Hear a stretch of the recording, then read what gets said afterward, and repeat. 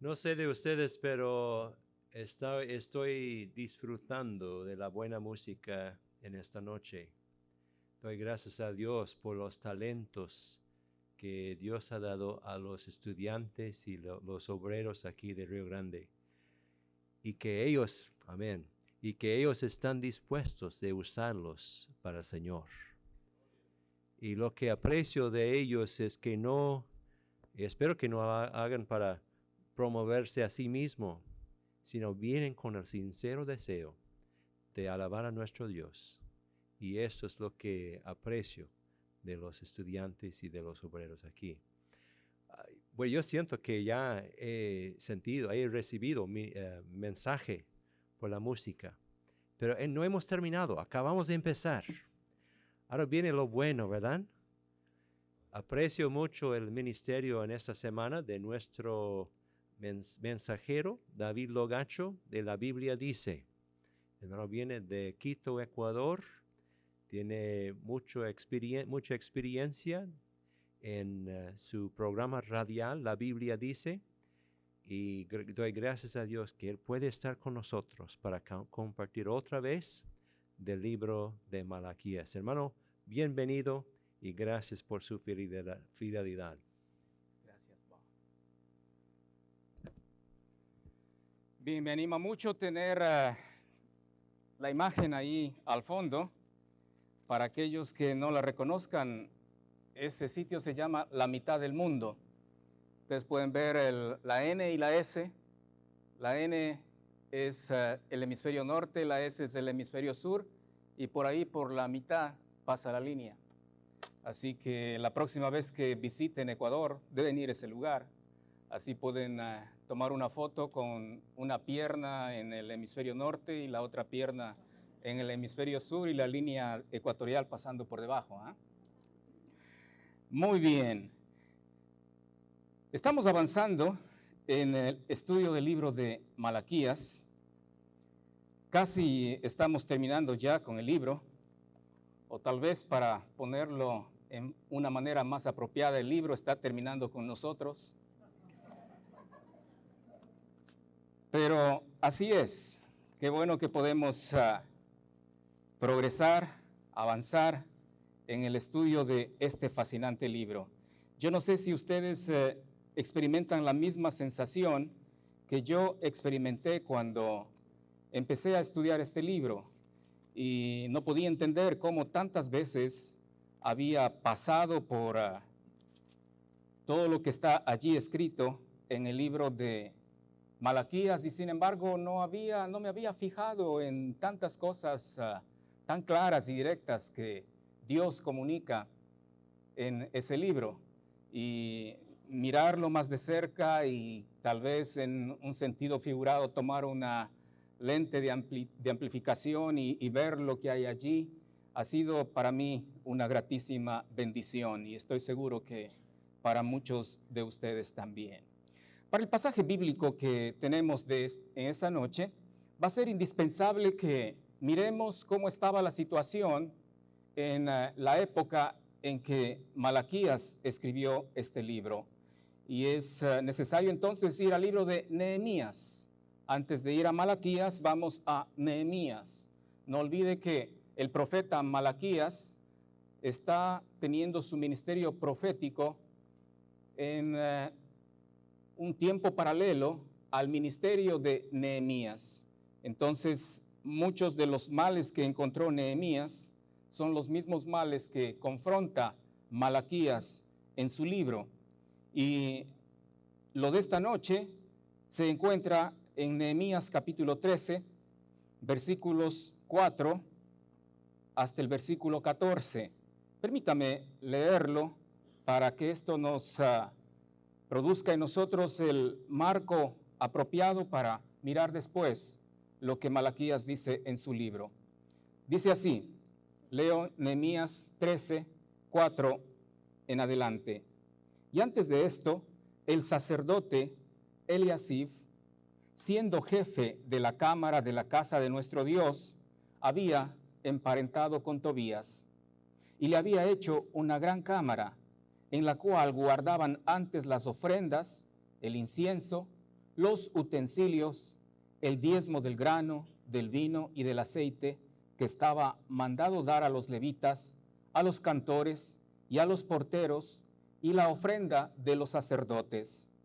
Mas a todo esto yo no estaba en Jerusalén, porque en el año 32 de Artajerjes, rey de Babilonia, fui al rey, y al cabo de algunos días pedí permiso al rey para volver a Jerusalén, y entonces supe del mal que había hecho Eliasib por consideración a Tobías, haciendo para él una cámara en los atrios de la casa de Dios. Y me dolió en gran manera, y arrojé todos los muebles de la casa de Tobías fuera de la cámara. Y dije que limpiasen las cámaras, e hice volver allí los utensilios de la casa de Dios, las ofrendas y el incienso. Encontré asimismo que las porciones para los levitas no les habían sido dadas, y que los levitas y cantores que hacían el servicio habían huido cada uno a su heredad. Entonces reprendí a los oficiales y dije: ¿por qué está la casa de Dios abandonada? Y los reuní y los puse en sus puestos. Y todo Judá trajo el diezmo del grano, del vino y del aceite a los almacenes. Y puse por mayordomos de ellos al sacerdote Selemías y al escriba Sadoc, y de los levitas a Pedaías, y al servicio de ellos a Anán, hijo de Zacur, hijo de Matanías, porque eran tenidos por fieles, y ellos tenían que repartir a sus hermanos. Acuérdate de mí, oh Dios, en orden a esto, y no borres mis misericordias que hice en la casa de mi Dios y en su servicio. Este pasaje bíblico nos muestra con mucha claridad lo que estaba sucediendo en la época que Malaquías escribe su libro.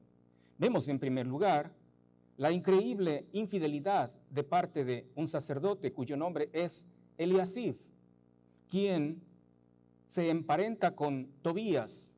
Es muy probable que Eliasib haya tomado como esposa a una mujer pagana que tenía algún parentesco con Tobías. Tobías debe tal vez ya estar haciendo sonar algunos recuerdos de nuestra mente.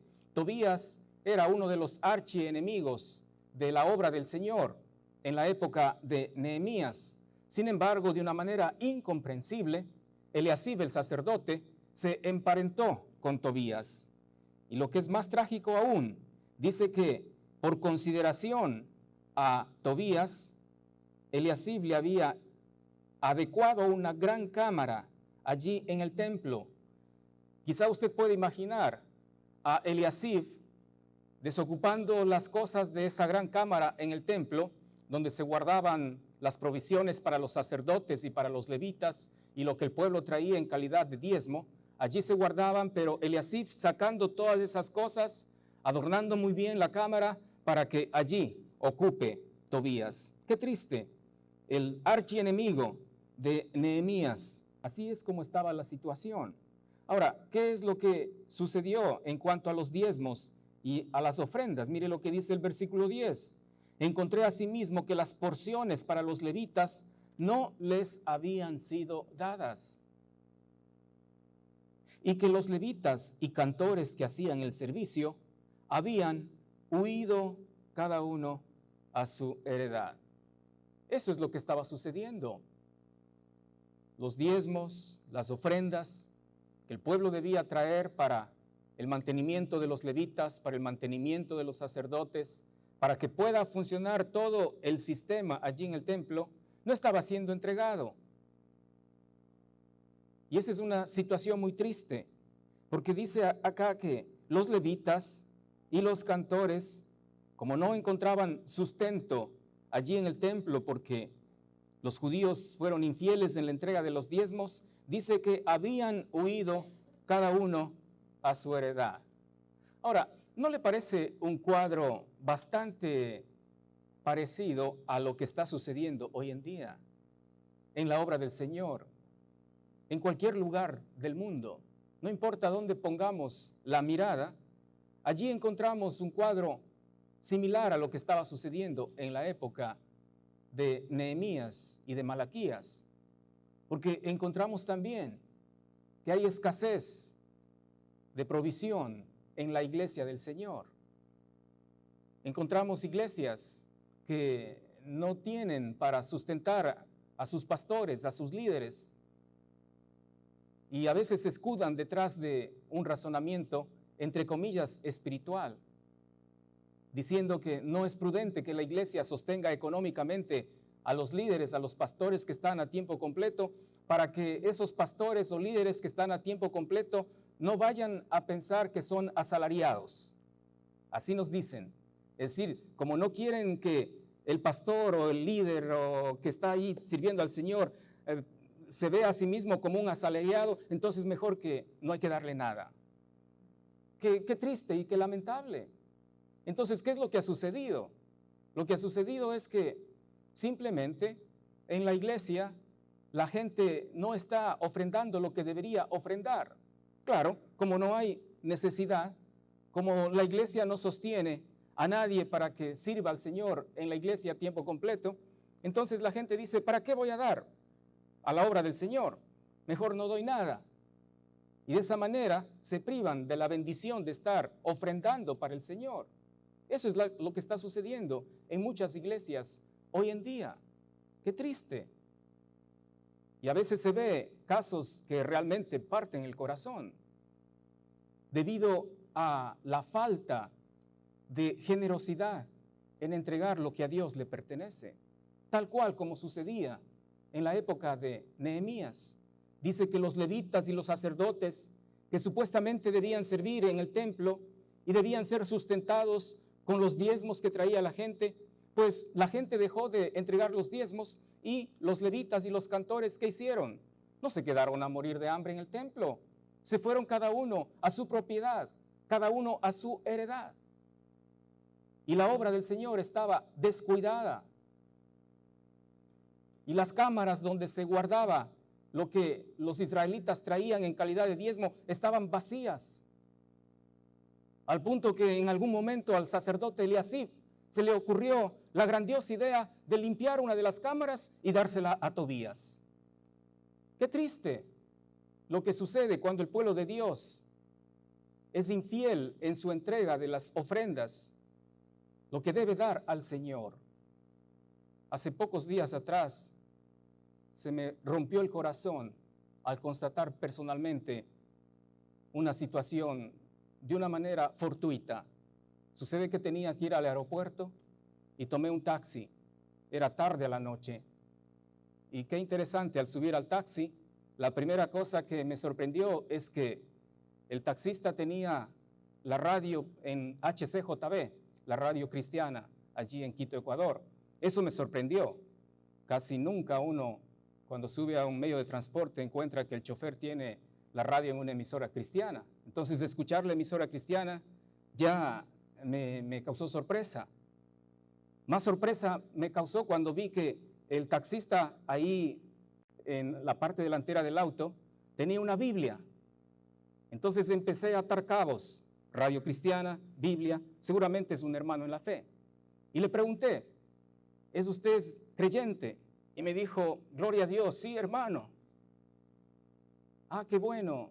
Es más, me dice, yo soy pastor. Y eso me sorprendió. Un pastor conduciendo un taxi a altas horas de la noche. Entonces fue inevitable la pregunta, ¿y cómo así?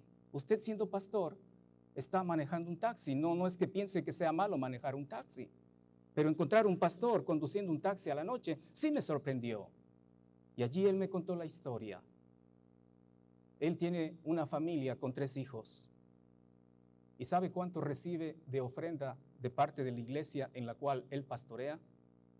$100 mensuales. Con $100 mensuales no podrá vivir ni una semana en Ecuador. ¿Y qué tenía que hacer para redondear su salario y tener algo de ingreso extra para sostener a su familia? Pues él tenía un amigo que tenía un taxi y el dueño del taxi lo manejaba durante el día.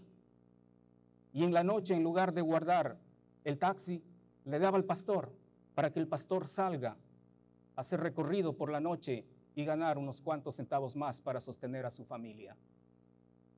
Esa es la triste realidad. de muchos casos y muchas iglesias. Y todo está íntimamente relacionado a la falta de fidelidad de los hermanos en la fe para entregar lo que a Dios deben estar dando en calidad de ofrendas. Entonces no seamos prestos para juzgar a los judíos de la época de Nehemías y de Malaquías, porque tal vez nosotros también estamos cometiendo el mismo error. Y por eso es que pastores, obreros, gente que podría estar al servicio del Señor, no pueden hacerlo, porque tienen su familia y tienen que mantener la familia. Y eso les obliga muchas veces a dejar el pastorado, a salir del campo misionero. Eso es lo que sucedía. Entonces, con ese cuadro en mente, vayamos al libro de Malaquías. Malaquías capítulo 3, versículo 6. Comienza el pasaje diciendo, porque yo, Jehová, no cambio. Esa declaración muestra que Dios es un Dios inmutable. Si Él ha dicho algo, Él no cambia. Si Él ha dicho que Él va a tener misericordia de su pueblo, Él no va a cambiar. A pesar de la infidelidad del pueblo, Él sigue siendo fiel. Y así también sucede hoy en día con nosotros. Aunque seamos infieles, Él permanece fiel. Dice la palabra del Señor, porque yo, Jehová, no cambio.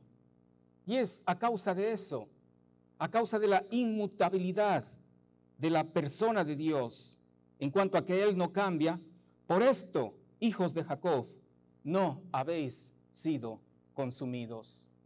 Ha sido solamente por la gracia y por la misericordia y por esa capacidad de Dios de ser inmutable, de ser fiel a sus promesas, que Él no ha acabado con el pueblo de Israel tiempo atrás, porque el pueblo de Israel fue exageradamente infiel al pacto que había hecho con Dios.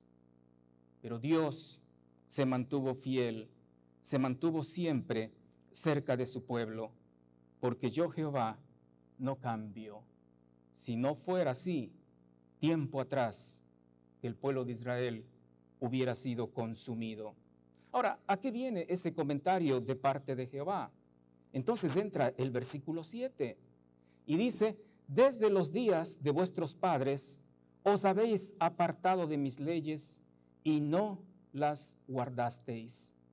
Volveos a mí, y yo me volveré a vosotros, ha dicho Jehová de los ejércitos. Mas dijisteis, ¿en qué hemos de volvernos? ¿Robará el hombre a Dios? Pues vosotros me habéis robado. Y dijisteis, ¿en qué te hemos robado? En vuestros diezmos y ofrendas. Lo que está haciendo Malaquías es mostrándonos una realidad triste, una realidad lacerante, porque no era solamente en esa oportunidad que el pueblo de Israel estaba siendo infiel hacia Dios en cuanto al pacto que había acordado con Dios. Dice el versículo 7, desde los días de vuestros padres os habéis apartado de mis leyes. No solamente en lo que tiene que ver con los diezmos y las ofrendas. El alejamiento de Israel de las leyes de Dios fue en muchos sentidos, como hemos visto a lo largo del libro de Malaquías. Un alejamiento en cuanto al amor que se debe manifestar en obediencia a Dios. Un alejamiento en cuanto a presentar a Dios sacrificios de animales adecuados. Pero el pueblo se alejó de Dios presentando sacrificios de animales cojos, animales ciegos, animales enfermos. Entonces eso sucedió desde hace mucho tiempo, desde los días de vuestros padres. Os habéis apartado de mis leyes. Pero aún así, Dios no acabó con ellos, porque Dios es fiel y porque Él ha prometido guardar a su pueblo y ha prometido restaurarlos. De no haber sido así, tiempo atrás que Dios hubiera acabado con su pueblo. Dice, os habéis apartado de mis leyes y no las guardasteis. Y luego entra y dice, volveos a mí y yo me volveré a vosotros, ha dicho Jehová de los ejércitos. ¡Qué invitación tan impactante! Volveos a mí. Y en consecuencia, yo me voy a volver a vosotros, dice la palabra del Señor. Ahora, si miramos más hacia adelante el resto del pasaje, vamos a ver que tiene que ver con diezmos y ofrendas. Qué interesante me pareció esto, que el alejarse del pueblo de Israel en esto de entregar los diezmos y las ofrendas fue considerado por Dios como un alejamiento en el área espiritual. Y eso es digno de notarse, porque a veces pensamos que si no damos al Señor lo que a Él le pertenece, no va a haber ningún problema. Total, son cosas materiales, decimos. Hay que separar lo material de lo espiritual. Pero acá yo veo que Dios interpreta el que no se le esté dando los diezmos y las ofrendas como una manera de alejamiento de Él. Pero nosotros muchas veces no lo tomamos de esa manera, no lo vemos de esa forma. Pensamos que no hay problema con no dar al Señor lo que a Él le pertenece. Y mirando lo que dice Malaquías, es inevitable que lleguemos a la conclusión que no dar al Señor lo que a Él le pertenece es una manera de alejarse de Él.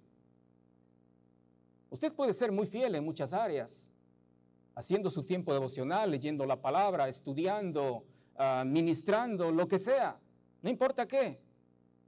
Pero si no está dando al Señor lo que debe dar al Señor, Dios puede decirle a usted también, como está diciéndole al pueblo de Israel: ustedes se han alejado de mí en no darme lo que a mí me corresponde.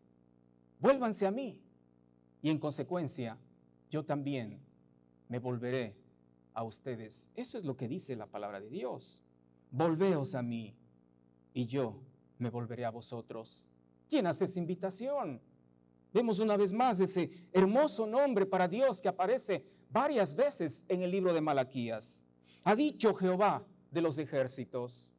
Es Jehová Sabaoth. Es el comandante en jefe de las huestes celestiales. Es el que tiene todo poder, sobre todo espíritu. Él es el que está haciendo la invitación. Volveos a mí y yo me volveré a vosotros. Ahora, como en las otras ocasiones, esta vez también el pueblo manifiesta una dureza inconcebible de su corazón. Porque mire la reacción del pueblo allí al final del versículo 7. Mas dijisteis: ¿en qué hemos de volvernos? Los judíos no estaban entregando los diezmos y las ofrendas. Y Dios, a través de su profeta, está mostrando que eso significa que el pueblo se había alejado de Dios. Y era necesario que ellos vuelvan hacia Dios, que se acerquen a Dios. Pero el pueblo no estaba consciente de eso. Por eso es que dice: ¿en qué hemos de volvernos? ¿Por qué dices que nos hemos alejado? No entendemos por qué nos estás acusando de que nos hemos alejado. ¿En qué hemos de volvernos? El pecado es siempre así. El pecado enceguece. El pecado no nos permite ver qué tan lejos nos hemos desviado del camino correcto. Cuando empezamos a andar en la senda del pecado, perdemos noción de lo distante que estamos de Dios. Y pensamos que todo está bien en nuestra vida. Pensamos que no hay ningún problema entre Dios y nosotros, cuando estamos tan lejos de Él, como sucedía con una de las iglesias en el libro de Apocalipsis, que pensaba que era rica, pero era pobre. Eso es lo que está sucediendo con el pueblo de Israel. Estaba muy lejos de su comunión con Dios. Se había apartado totalmente de los caminos del Señor, pero no estaba consciente de que estaban lejos. Y por eso increpan al Señor de una forma totalmente descomedida, diciendo: ¿en qué hemos de volvernos? Nos estás invitando a que nos acerquemos, pero ¿acaso que estamos lejos? ¿En qué hemos de volvernos? No es extraño entonces que en el versículo 8, Jehová de los ejércitos sea claro y directo en la manera como el pueblo se había alejado de Dios. a través de una pregunta, Dios va a poner el dedo sobre la llaga en el pueblo de Israel. ¿Robará el hombre a Dios? Esa es una pregunta que debe estar retumbando en nuestra mente constantemente. ¿Robará el hombre a Dios? Pues vosotros me habéis robado. Básicamente, Jehová de los ejércitos está tildando de ladrones al pueblo de Israel. ¿Robará el hombre a Dios? Pues eso es lo que estaban haciendo los judíos, reteniendo los diezmos y las ofrendas. Estaban robando a Dios. Y Jehová de los ejércitos lo dice con claridad meridiana: pues vosotros me habéis robado. ¡Qué increíble! No nos atreveríamos a robar a un ser humano, pero muchas veces nos atrevemos a robar a Jehová de los ejércitos. Así despreciamos a Dios cantidad de veces. Robamos a Dios cada vez que no le entregamos lo que a Él le corresponde, cada vez que no le entregamos lo que es de Él. De esa manera se había alejado el pueblo de Israel de Dios.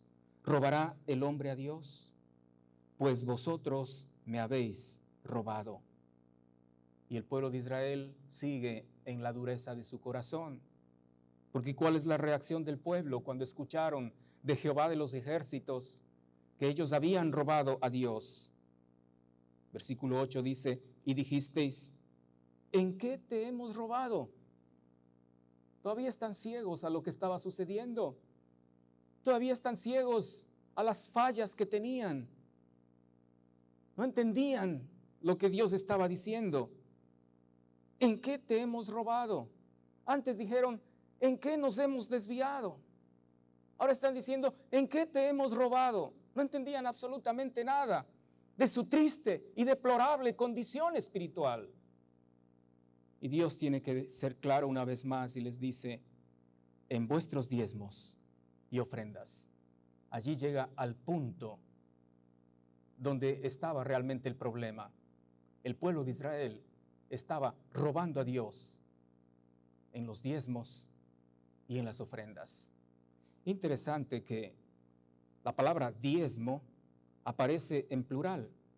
Diezmos, no dice en vuestro diezmo. Y lo mismo la palabra ofrenda, dice ofrendas. Ambas palabras en plural, diezmos y ofrendas. ¿Por qué? Porque el pueblo de Israel tenía varios diezmos. Al menos parece que había 3. Mire lo que dice, por ejemplo, Números 18:21. Guardando nuestro lugar allí en Malaquías, vamos al libro de Números.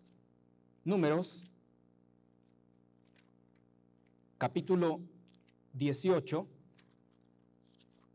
versículo 21. Ahí encontramos el primer diezmo que el pueblo de Israel tenía que dar. Números 18:21 dice lo siguiente: y he aquí, yo he dado a los hijos de Leví todos los diezmos en Israel por heredad, por su ministerio, por cuanto ellos sirven en el ministerio del tabernáculo de reunión. Ese era el primer diezmo, un diezmo que el judío tenía que entregar para el mantenimiento de los levitas. Habla acá de los hijos de Leví. Los diezmos eran su heredad. La tribu de Leví no recibió un pedazo de tierra cuando se dividió la tierra prometida entre los hijos de Israel. ¿Por qué? Porque los hijos de Leví debían sustentarse por medio de los diezmos que el resto de judíos tenía que entregar. Por eso dice que los diezmos son por heredad a los hijos de Leví, porque ellos están trabajando en el templo. Dice, por cuanto ellos sirven en el ministerio del tabernáculo de reunión. Ese era el primer diezmo, la 10ª parte de todo lo que todo judío recibía debía ser entregado al templo para el mantenimiento de los levitas. Primer diezmo. Pero hay otro diezmo. Números capítulo 14. Números capítulo 14, versículos 22 a 23. Números 14.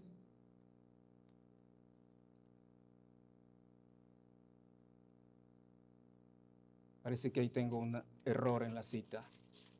Deuteronomio, gracias. Deuteronomio capítulo 14. Deuteronomio 14, 22 y 23. Dice así la palabra del Señor. Indefectiblemente diezmarás todo el producto del grano que rindiere tu campo cada año. Y comerás delante de Jehová tu Dios en el lugar que Él escogiere para poner allí su nombre. El diezmo de tu grano, de tu vino y de tu aceite, y las primicias de tus manadas y de tus ganados, para que aprendas a temer a Jehová tu Dios todos los días. Ese es el segundo diezmo. Note que este diezmo es diferente del anterior. El anterior era para el sostenimiento de los levitas. Este es un diezmo que se lo debía consumir en el templo. Los judíos debían guardar la 10ª parte de todos sus ingresos para luego comerlo allí en el templo. Dice, comerás delante de Jehová tu Dios en el lugar que Él escogiere para poner allí su nombre. Ese es el segundo diezmo, un diezmo diferente.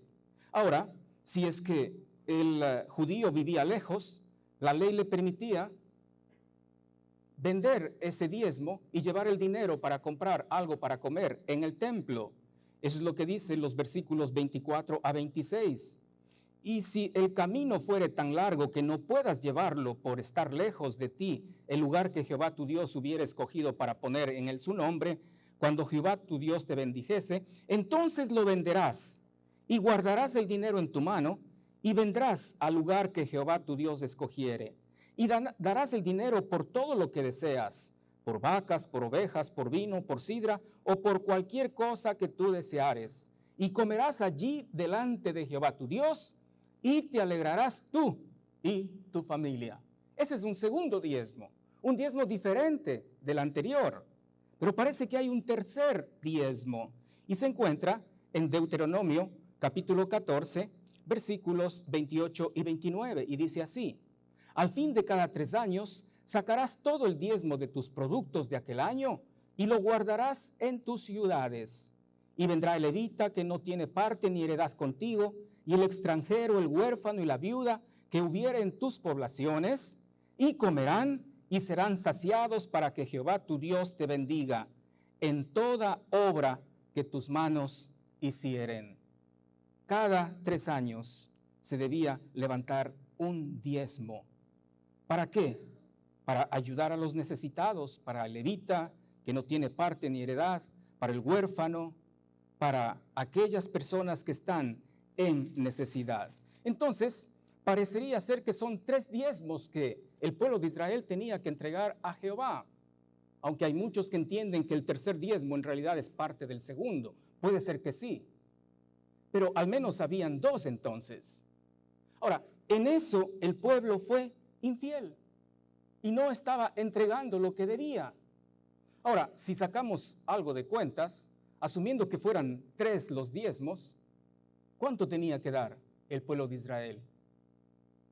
Bueno, el primer diezmo 10%, el segundo diezmo 10% y un diezmo cada 3 años aproximadamente 3.3%. Es decir, que el judío estaba obligado a entregar al Señor como el 23.3% de sus ingresos. Es decir, no nos engañemos pensando que la ley exigía solamente dar el 10%, porque mucho énfasis veo yo hoy en día diciendo que hay que dar el diezmo. Pero en el Antiguo Testamento no se ve que se daba el diezmo, sino los diezmos que es diferente. Ellos daban el 23.3% de sus ingresos por ley, era obligación.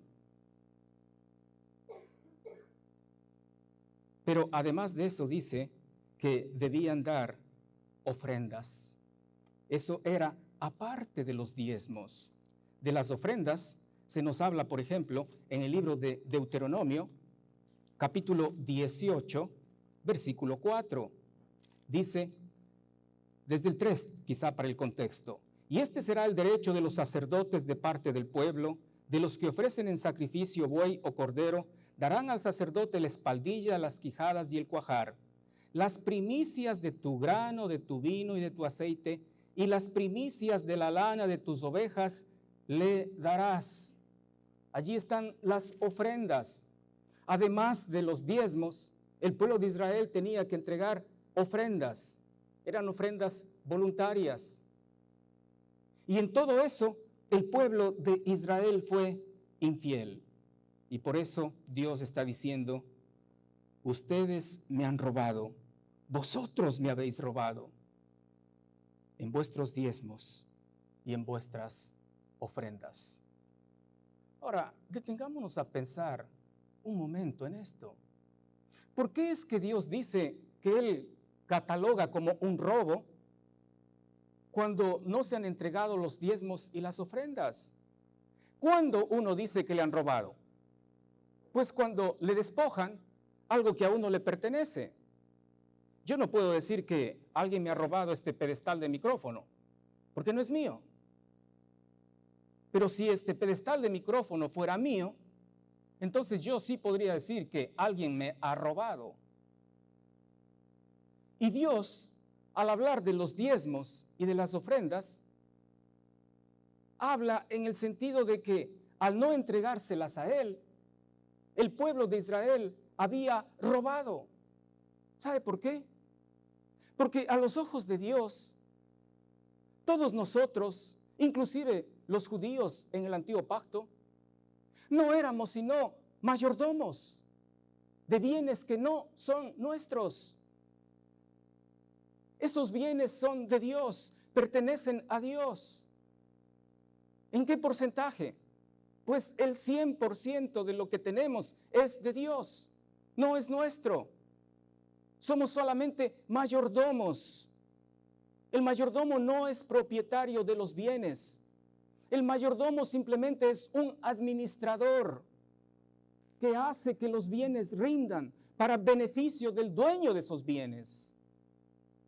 Y eso somos nosotros como sacerdotes. Y eso eran los judíos del antiguo pacto también. Todo lo que ellos recibían, sus cosechas, sus animales, aún su familia, porque inclusive el primogénito debía ser dedicado a Jehová. Todo, absolutamente todo, pertenecía a Jehová. Y por eso Jehová está en todo su derecho de reclamar lo que es de Él. Y cuando alguien retiene algo que a Él le corresponde, Dios de una manera legítima mira a eso como un robo. Es un robo, porque los bienes son de Él, no son nuestros. Y debemos entender con claridad eso si vamos a ser fieles al Señor en nuestras ofrendas. Porque con mucha frecuencia cometemos el error, a veces inconscientemente, de decir, esta es mi casa, este es mi auto, este es mi dinero, esto es mi vida, esta es mi familia. Yo sé que a veces lo hacemos inconscientemente, pero si quisiéramos ser más precisos, si quisiéramos ser más técnicos, deberíamos decir, no, esta no es mi casa, es la casa de Dios. Y Él me la ha prestado a mí para que yo sea un mayordomo en esa casa. Este no es mi auto, el auto pertenece a Dios, pero me lo ha dado a mí para que yo lo administre, para beneficio del dueño, el Señor. El dinero no es mío, el dinero, absolutamente todo, el 100% es del Señor. Y el Señor me lo ha dado para que yo lo administre. Y Él ha pedido que parte de ese dinero tengo que dárselo a Él porque es de Él. Y si no lo estoy haciendo, Mis queridos hermanos, aunque nos duela, aunque resintamos al oírlo, estamos robando a Dios. Porque son bienes de Dios. ¿Robará el hombre a Dios? Pues vosotros me habéis robado. Era la realidad allí en el pueblo de Israel. Después de hablarnos de esa realidad, Malaquías prosigue hablando de un reproche allí en el versículo 9. ¿Qué consecuencias tiene esto de robar a Dios? Mire, yo digo, si robar a un ser humano tiene consecuencias, ¿cuánto más robar a Dios? Porque Él es Jehová de los ejércitos. Él es el comandante en jefe de las huestes celestiales. No es cosa liviana robar a Dios. Entonces debemos esperar una consecuencia muy severa de robar a Dios. Y por eso es que el versículo 9 dice, malditos sois con maldición. Qué palabras tan fuertes. Malditos sois con maldición.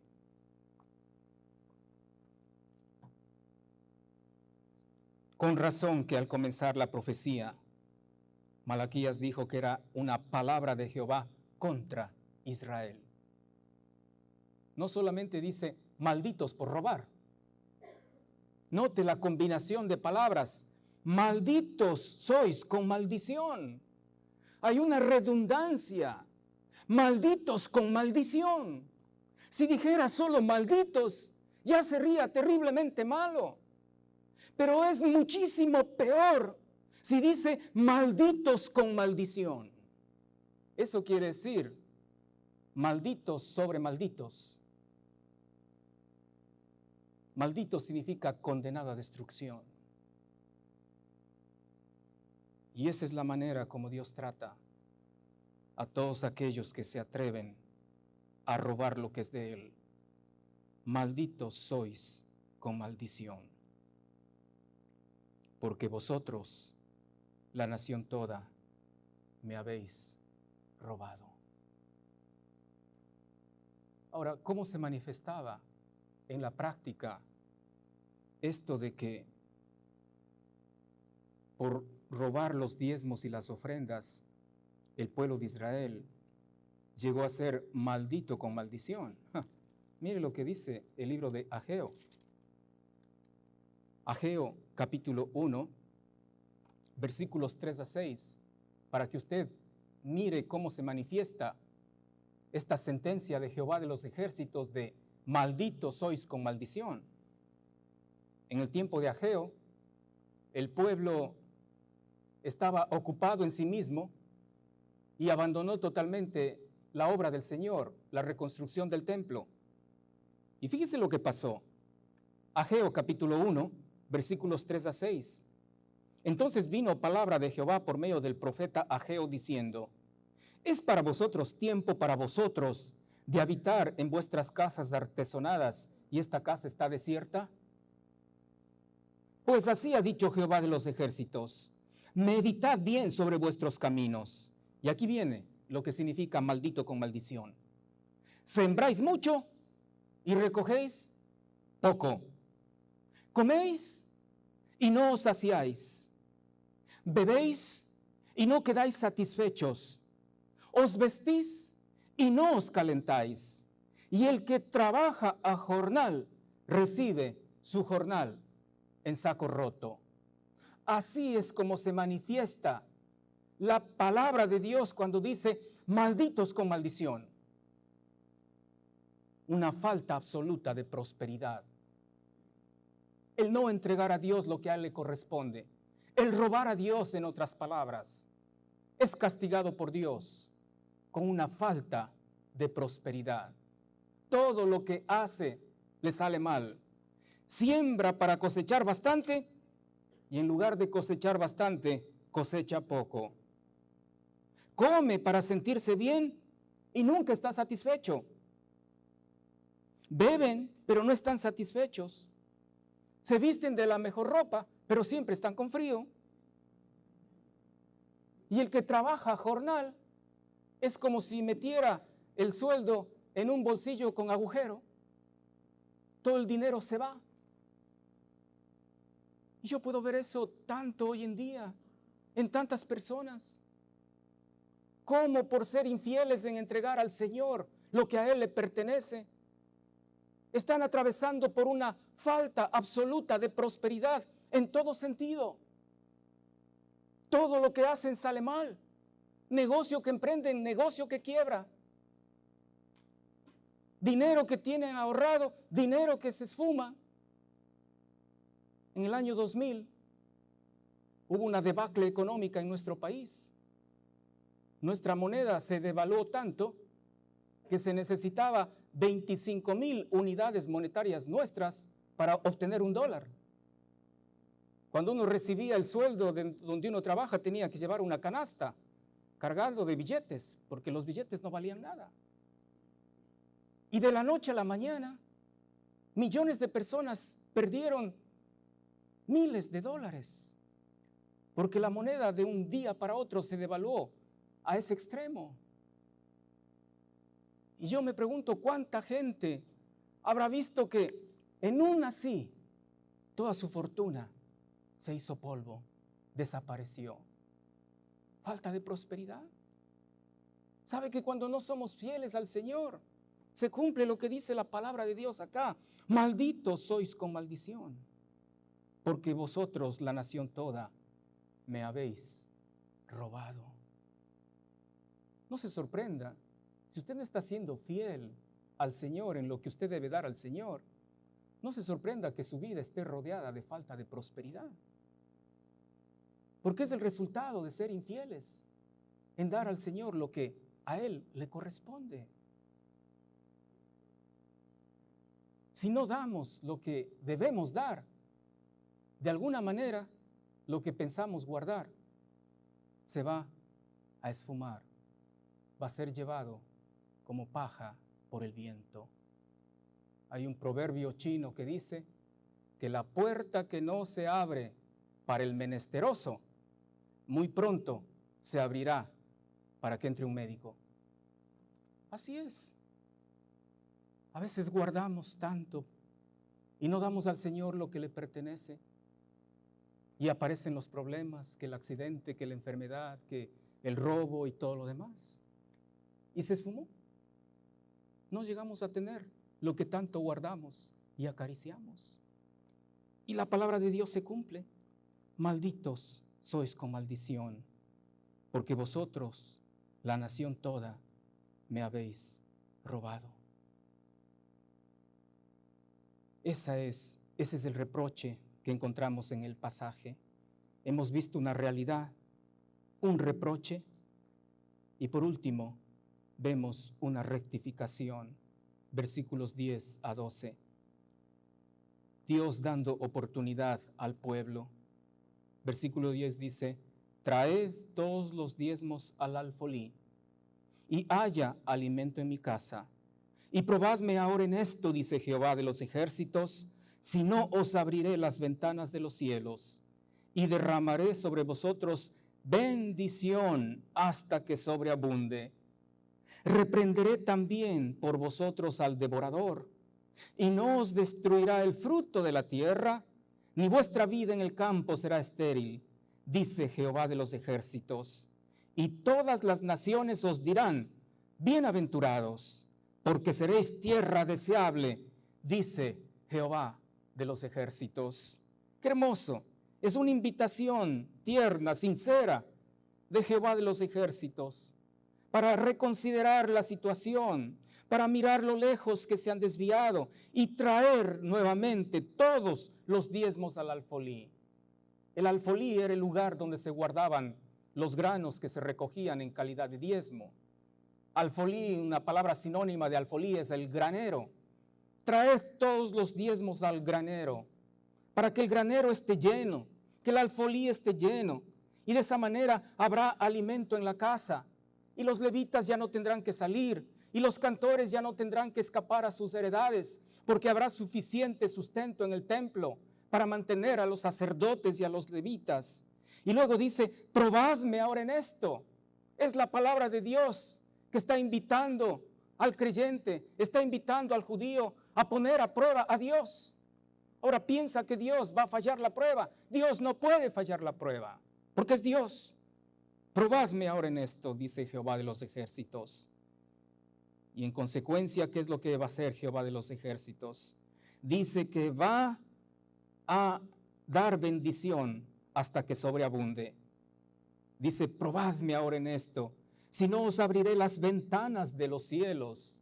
Es una forma gráfica de decir, yo voy a volcar todas las bendiciones que hay arriba. ¿Ha visto usted como cuando los camiones descargan el material que llevan allí en la parte de atrás? Se levanta la parte de atrás y cae absolutamente todo lo que está allí.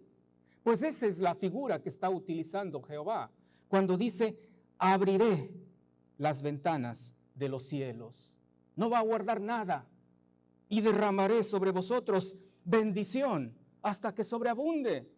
Es la primera consecuencia de ser fieles en entregar al Señor lo que a Él le corresponde. Bendición hasta que sobreabunde.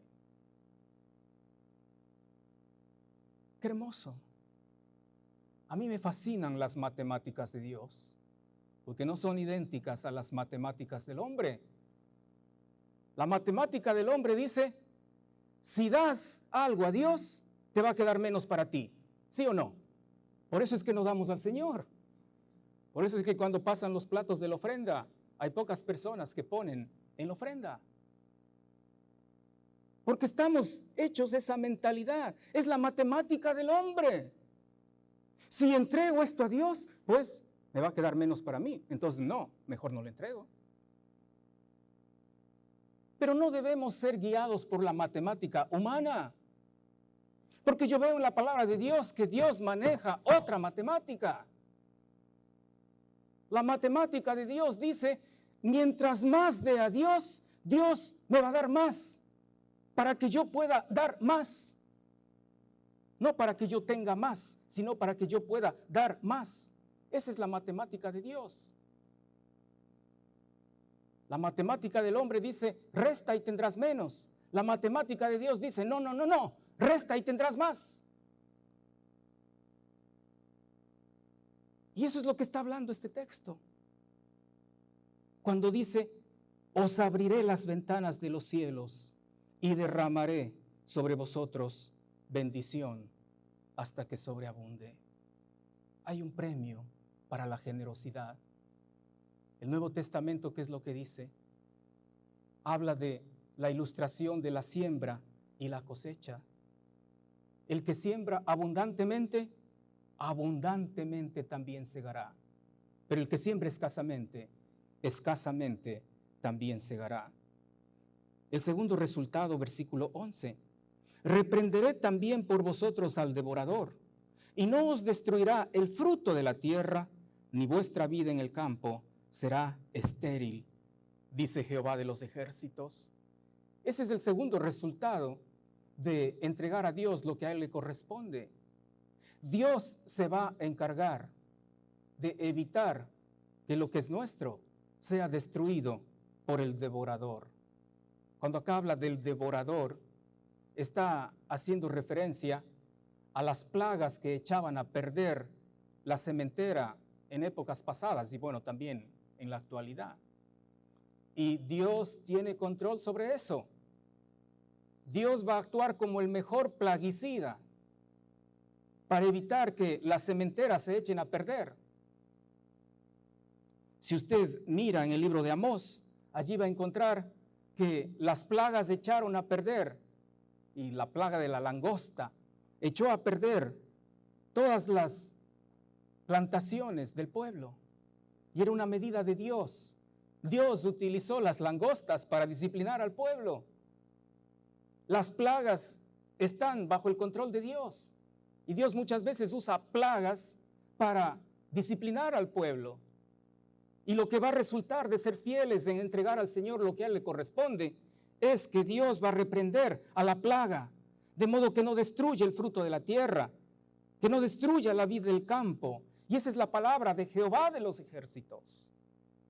Ahora, tal vez nosotros no seamos agricultores, pero no estamos libres de enfermedades, no estamos libres de calamidades. Y uno de los resultados de ser fieles al Señor es que Dios va a estar en control de todas esas cosas que a veces nos causan tanto problema. No estoy diciendo yo aquí que si usted da al Señor, usted va a ser inmensamente rico, o que si usted da $1, el Señor le va a devolver $100 o algo así. No, no estoy hablando de eso.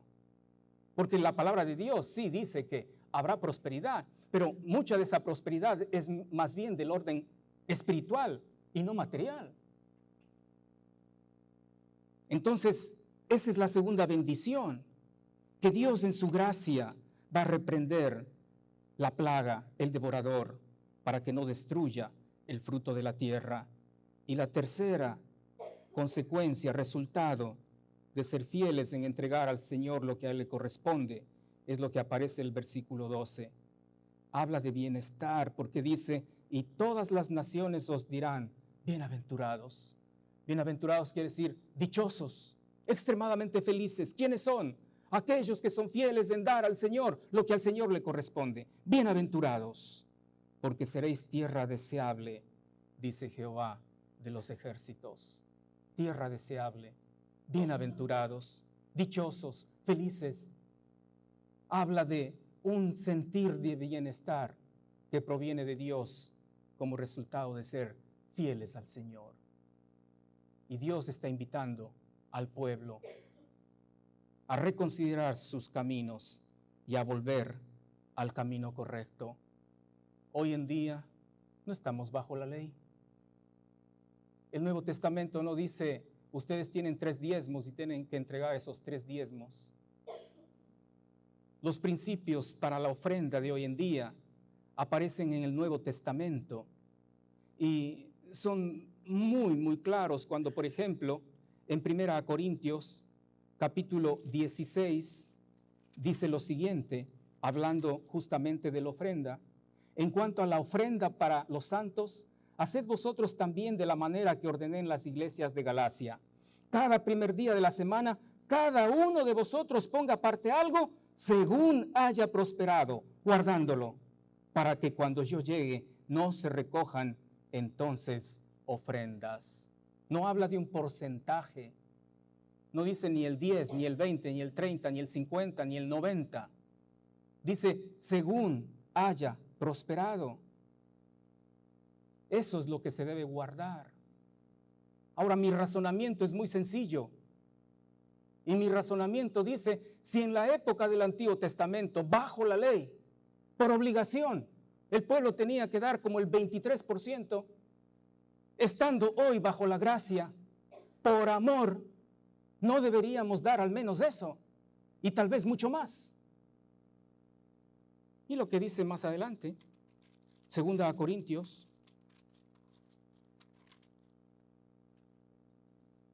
capítulo 9, versículo 7, cada uno dé como propuso en su corazón, no con tristeza ni por necesidad, porque Dios ama al dador alegre. Cada uno dé, ¿cuánto? ¿El 10%? ¿El 20%? ¿Será el 30%? ¿Será el 90%? Dice simplemente cómo propuso en su corazón. Eso es lo que el creyente debe dar. Pero si bajo el antiguo pacto se obligaba a dar lo que ya hemos dicho varias veces, hoy deberíamos ser más generosos. Y se cumplirá lo que dice el versículo 6 del capítulo 9. El que siembra escasamente, también segará escasamente. Y el que siembra generosamente, generosamente también segará. Si hubiera una cantidad determinada en porcentaje que hay que dar, el versículo 6 estaría por demás. Entonces, ¿dónde queda el espacio para la generosidad si ya está fijada la cantidad o el porcentaje? Pero lo hermoso del nuevo pacto, del dar según el Nuevo Testamento, es que uno da como propone en el corazón. Y mientras más generoso sea el dar, más generosa será la bendición y la cosecha. Insisto que no estoy hablando de que Dios devuelve centuplicado o algo por el estilo. Estoy hablando de que Dios va a derramar bendición hasta que sobreabunde, y esa bendición es principalmente en el área espiritual, aunque no está libre también, exenta de que la bendición sea en el área material.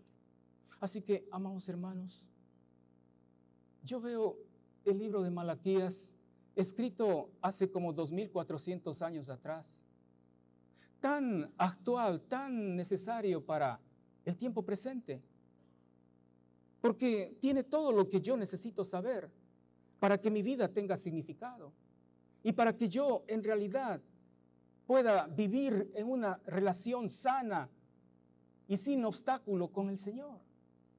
Y una de las maneras es siendo fieles en lo que debemos dar al Señor. Si fuéramos fieles en eso, las iglesias no tendrían las necesidades como tienen ahora. Estábamos comentando con Keith Hebner en esta mañana que si una iglesia tuviera 20 familias, solamente entre esas 20 familias pudieran perfectamente sostener a una familia para que esté a tiempo completo en la iglesia y pagar todos los otros gastos de alquiler, servicios y cualquier otra cosa, misiones y todo lo demás. Y la mayoría de las iglesias que yo conozco tienen más de 20 familias y no hay suficiente dinero para sostener a una familia que esté a tiempo completo en la iglesia. ¿Por qué? Porque somos infieles, porque estamos robando a Dios. Y después nos preguntamos, ¿por qué estaré así yo económicamente? ¿Por qué es que todo lo que hago me saldrá mal? Primero investigue cómo está su fidelidad en lo que tiene que dar para el Señor. Vamos a orar para terminar. Dios amado, gracias te damos por este tiempo. Gracias, Padre, porque nos abres los ojos a ver una realidad lacerante. La triste consecuencia de no darte lo que a ti te corresponde. Tú eres el dueño de todo. Y en nuestra infidelidad muchas veces hemos guardado lo que te corresponde a ti, vanamente pensando que de esa manera vamos a asegurar nuestro futuro. Pero en esta noche hemos visto que todo lo contrario, el retener lo que te pertenece es equivalente a abrir la puerta a la debacle en todo sentido.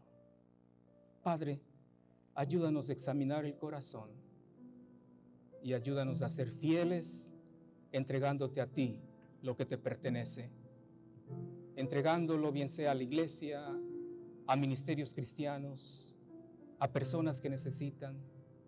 Padre, queremos ser fieles a ti en esto tan importante como son las ofrendas. Bendito sea Señor, te alabamos, gracias por hablar a nuestro corazón. En el nombre de Cristo Jesús. Amén. Muchas gracias, hermanos, que el Señor les bendiga.